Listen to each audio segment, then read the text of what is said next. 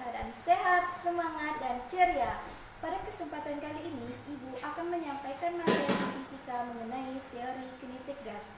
Sebelum kita masuk ke dalam materi, izinkanlah Ibu untuk memperkenalkan diri. Perkenalkan, nama Ibu Dinda Aura Natasha. Kalian bisa dipanggil dengan panggilan sayang Ibu Dinda. Pada teori kinetik gas ini, subbab yang akan kita pelajari ada 4. Yang pertama adalah persamaan umum dari teori kinetik gas. Yang kedua, hukum gas ideal. Yang ketiga, tekanan gas ideal menurut teori kinetik gas. Dan yang terakhir, teorema.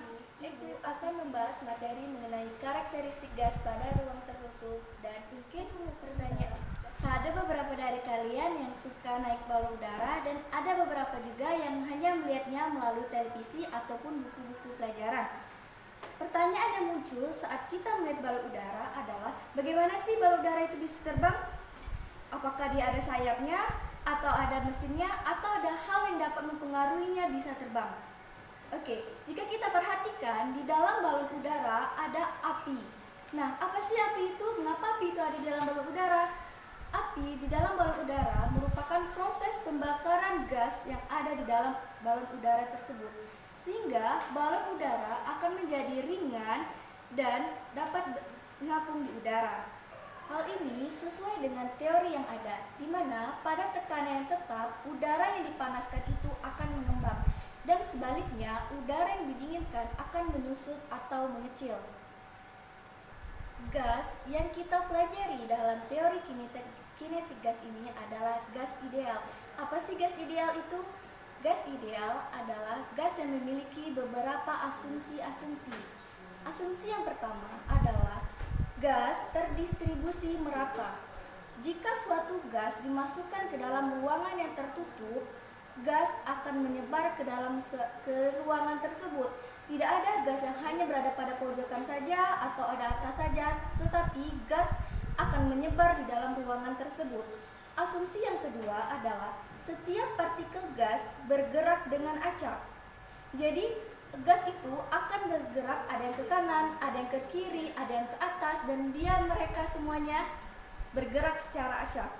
Asumsi yang ketiga, setiap tumbukan yang terjadi bersifat lenting sempurna. Artinya, mereka akan mengalami saling tumbukan. Lenting sempurna telah kita pelajari pada kelas 10. Asumsi yang keempat, tidak ada interaksi antar partikel. Sebenarnya, di dunia nyata, gas yang ada di dunia nyata itu akan mengalami partikel saling berinteraksi antara partikel yang satu dengan yang lainnya. Tetapi, pada gas ideal ini kita asumsikan bahwa tidak ada partikel yang berkaitan antara satu dengan yang lainnya. Asumsi yang terakhir adalah berlaku hukum Newton tentang gerak. Seperti yang kita tahu, hukum Newton ada 3. Hukum Newton 1, hukum Newton 2, dan hukum Newton 3. Anak-anak, besaran yang menentukan suatu keadaan dari suatu gas itu ada 3, yaitu volume, tekanan, dan juga suhu. Hal itu terdapat pada asumsi yang ada di gas ideal tersebut. Jika salah satu besaran dari volume, tekanan, dan suhu gas itu konstan, maka gas memiliki 3 proses. Yang pertama ada isotermal, isokorik, dan isobarik. Maka secara umum, persamaan dari teori kinetik gas itu adalah P dikali dengan V sama dengan N dikali dengan R besar dikali dengan T besar, di mana P merupakan tekanan, V adalah volume, N jumlah mol, dan R merupakan konstanta gas, dan T merupakan suhu. Adapun hukum-hukum yang mencakup di dalam gas ideal ada beberapa. Ada hukum Boyle, hukum Lewis-Shapp, hukum Charles, dan kombinasi dari ketiga hukum tersebut. Hari ini Ibu hanya akan membahas hukum pertama, yaitu hukum Boyle. Apa sih hukum Boyle itu? Hukum Boyle menjelaskan tentang pemuaian pada suhu tetap. Pada suhu yang tetap, tekanan suatu gas berbanding terbalik dengan volumenya. Maka rumus dari hukum Boyle adalah P dikali dengan V sama dengan konstan, atau P1 dikali V1 sama dengan P1 V2 dikali dengan V2, di mana jika tekanan dinaikkan, maka volumenya akan diturunkan. Sebaliknya, jika tekanan diturunkan, maka volumenya akan naik. Hal ini sesuai dengan contoh yang akan Ibu dibandingkan. Baiklah anak-anak, seperti yang telah Ibu jelaskan tadi, bahwa hukum Boyle ini adalah pemuaian pada suhu yang tetap. Pada suhu yang tetap, tekanan suatu gas itu berbanding terbalik dengan volumenya. Maka persamaan dari hukum Boyle ini adalah P dikali dengan P sama dengan konstan. Nah, berbanding terbalik tadi itu maksudnya apa? Saat tekanan naik, maka volumenya akan turun. Saat tekanannya turun, volumenya akan naik. Oke, kita lihat persamaannya melalui contoh berikut ini. Di sini Ibu ada dua balon, di mana karena hukum Boyle ini adalah suhunya yang tetap, maka kita buat di sini suhu yang balon pertama sama dengan 25 derajat Celcius. Dan balon yang kedua kita buat juga dengan suhunya 25 derajat Celcius. Nah, pada balon pertama kita buat tekanannya menjadi balon pertama tekanannya sama dengan 3 atm, dan balon kedua kita buat tekanannya 5 atm.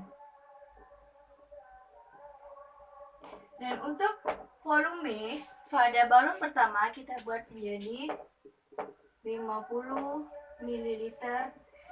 Ini kita tanyanya adalah volume dari balon yang kedua. Nah, gimana dengan satuannya, Bu? Di sini ada atm dan di sini juga ada Celsius. Oke, telah diketahui pada suhu yang tetap, dua balon ini memiliki suhu dengan 25 derajat Celcius. Dengan tekanan pada balon pertama 3 atm, balon kedua 5 atm, dan volume pada balon pertama 50 ml, dan yang ditanya adalah volume dari balon yang kedua. Oke, kita masuki persamaannya melalui rumus ini tadi. Di mana pada balon pertama ada tekanannya 3 atm dikali dengan volumenya 50 ml sama dengan tekanan yang kedua, balon kedua 5 atm dikali dengan volume yang ditanya. Oke, karena ditanya adalah V2 atau volume pada balon kedua, maka kita tulis V2 sama dengan 3 atm dibagi dengan 5 atm dikali 50 mili. Kita coret, ini 10, berarti V2-nya adalah 30 ml. Kita buat di sini adalah volumenya 30 ml. Nah, jika diperhatikan bahwa benar persamaan dari V dikali dengan P sama dengan konstan, di mana tekanan saat naik maka volumenya turun. Tekanan diturunkan maka volumenya naik. Kita lihat di sini tekanannya kita turunkan, volumenya naik. Nah, tekanan dinaikkan, volumenya akan turun. Jadi benar bahwa pada hukum Boyle ini yang ditegaskan adalah suhunya. Maka ingat persamaannya adalah P dikali dengan V sama dengan konstan. Atau V1 dikali dengan V1 sama dengan P2 dikali dengan V2.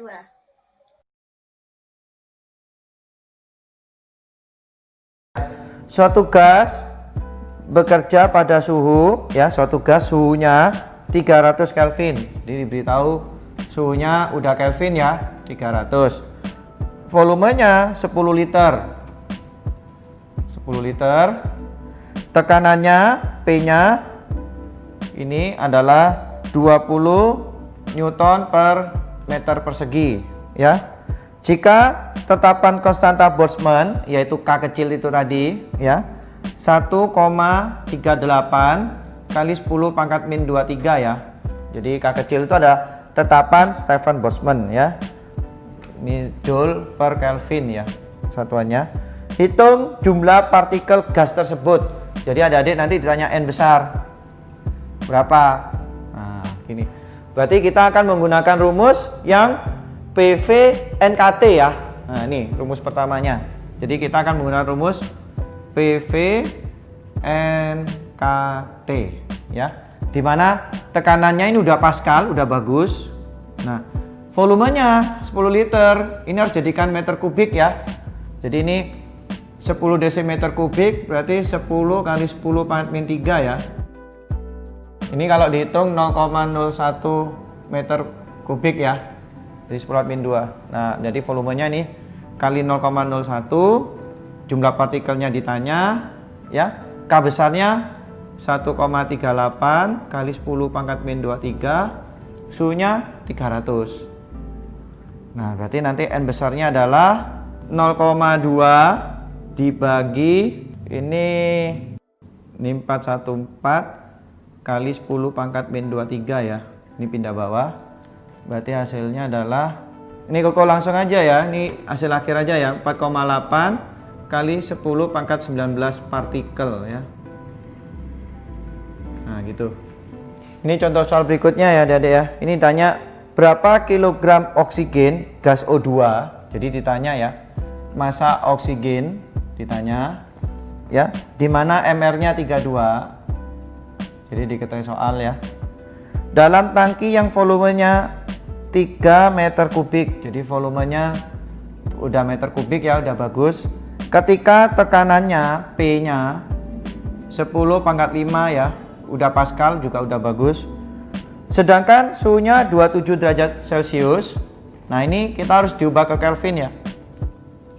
Ditambahkan 273 300 Kelvin. Ya, dan konstanta umum R-nya ya, R-nya adalah 8,314 Joule per mol Kelvin. Nah, ini oke, kita ditanya masanya ya. Oke. Kita lihat ya, di sini kita ada diketahui R. Berarti kita gunakan rumus yang PVNRT aja ya. Jadi pakai rumus PVNRT gitu ya. Nah, di mana tekanannya ini udah Pascal, udah bagus. Volumenya udah bagus meter kubik. Nah, mol ya. Ini kalau adik-adik tetap menggunakan 8,314 satuannya mol, nanti hitungannya masanya ini dapatnya gram ya. Tapi seperti tadi Koko bilang ya, perjanjiannya kita buat aja ini 8314, tapi satuannya jadi kilomol. Nih, kilomol Kelvin ya. Nah, nanti kita hitung molnya dulu aja ya. Kita hitung, nanti kita olah ke rumusnya massa ya, massa per mR. Nah, R-nya 8314, suhunya 300. Tapi nanti molnya dapat satuannya kilomol ya, karena Koko menggunakan yang kilomol gitu loh. Nanti masanya jadi kilogram. Tapi kalau ada adik menggunakan yang 8,314 yang mol, nanti ini ketemunya satuan mol, nanti masanya gram gitu ya. Sama aja, nanti tinggal dikonversi gitu aja ya. Oke, kita mulai hitung ya. Ini hasilnya adalah mol, kilomolnya adalah 3 kali 10 pangkat 5 dibagi ini 8314 kali 300 gitu ya. Ini 3-nya coret ya. Berarti ini 10 pangkat 3 dibagi 8314 ya. Ini hasilnya adalah 0,12, tapi satuannya kilomol ya adik-adik ya. Jadi Koko menggunakan yang kilomol ya, karena gunakan yang satuan ini. Tapi kalau ini adik-adik menggunakan yang 8,314, ini satuannya mol gitu ya. Oke, sekarang mol udah dapat, rumusnya kan massa dibagi mR. Nah, ini molnya adalah 0,12, massa mR-nya kan 32 nih. Berarti masanya dapat nih. Masanya adalah 3,84 kilogram ya. Jadi kilogram, karena Koko menggunakan satuan yang kilomol ya. Demikianlah video yang disampaikan. Ibu harap anak-anak semua dapat memahami apa yang telah Ibu sampaikan. Ingat, apapun keadaannya, pendidikan sangatlah penting. Ibu akhiri dengan wassalamualaikum warahmatullahi wabarakatuh.